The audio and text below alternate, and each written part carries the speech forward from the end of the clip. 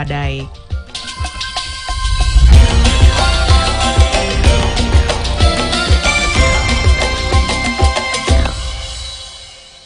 Asante sana kwa kutuazima muda wako na karibu sana mtazamaji. Jina langu ni Zubeida Kananu, mkalimani wa ishara ni Damian Evans. Simanzi imetanda na taharuki katika kaunti ya Mandera, eneo la Mandera Mashariki, baada ya wachimba migodi 5 kuripotiwa kuuawa na watu wanaoaminika kuwa wanamgambo wa Al-Shabaab eneo la Bur-Abor mapema Jumanne.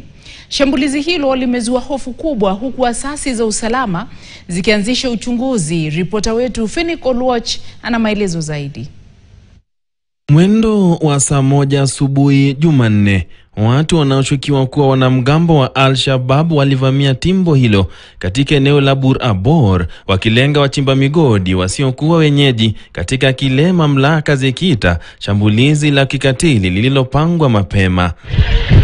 Kamishna wa kaunti ya Mandera Henry Achoki akithibitisha tukio hilo, amesema kuwa wanamgambo hao walivamia gari ambalo wachimba migodi hao walikuwa wakisafiriana kwa miminia risasi na kuwaua 5 papo hapo. Na wale wafanyikazi wanafanya kazi kwa quarries walishambuliwa na majangili, suspected majangili wa AS ambao walikuwa wamefunga barabara ile sehemu ya Bur-Abor, na waweza kutoa watu ambao walikuwa wanaenda kwa quarry kazi, wakawatoa kwa gari, wakawafanya wakalala chini, na hapo wakaua karibu wafanyikazi 6, ni 5, na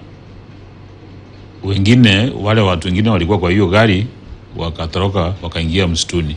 Kwa mujibu wa Mohamed Abdiaziz Roble, kiongozi wa kijiji cha Bur-Abor, tukio hilo limezua hofu na taharuki miongoni mwa wakazi wa eneo hilo.